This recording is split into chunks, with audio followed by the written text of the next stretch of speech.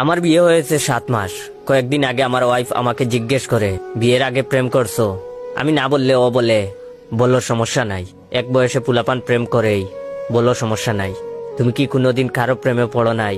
তখন আমি সরল মনে আমার স্কুল জীবনের থাকা প্রেমিকার নাম বলি। ওর নাম জান্নাত। কিভাবে প্রেমে পড়েছি, কয়দিন ছিল সব বলি, এবং এসএসসি এক্সামের পর ওর বিয়ে হয়ে যায়। ওই দিন রাত থেকেই শুরু হয় আমার উপর কথা শোনানো। ও রাতে ঘুম ভেঙে দেখে আমি মুভি দেখতেছি। তারপর ও বলল, জান্নাতের সাথে কথা বলো। সকালে ঘুম থেকে উঠলাম। আইসা বলে, এত দেরিতে ঘুম থেকে উঠছো? সারা রাত জান্নাতকে স্বপ্নে দেখছো? এখন আমি যাই বলি, যাই করি, আমাকে সারাদিন জান্নাত জান্নাত করে। গতকাল আমাকে বাসায় আসার সময় চা পাতা আনতে বলেছে, আমি ভুলে গেছি। আসার পর বলে, জান্নাতের কথা ভাবতে ভাবতে ভুলে গেছো?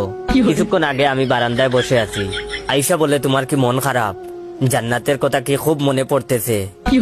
এর কিছুক্ষণ পর আমি কিচেনে গিয়ে তাকে পিছন থেকে জড়িয়ে ধরলাম। উদ্দেশ্য ছিল বলবো, আর এভাবে খুঁটা দিও না, কিন্তু জড়িয়ে ধরতেই ও বলে, এত হ্যাপি কেন? জান্নাতের কথা ভাবতেছো নাকি?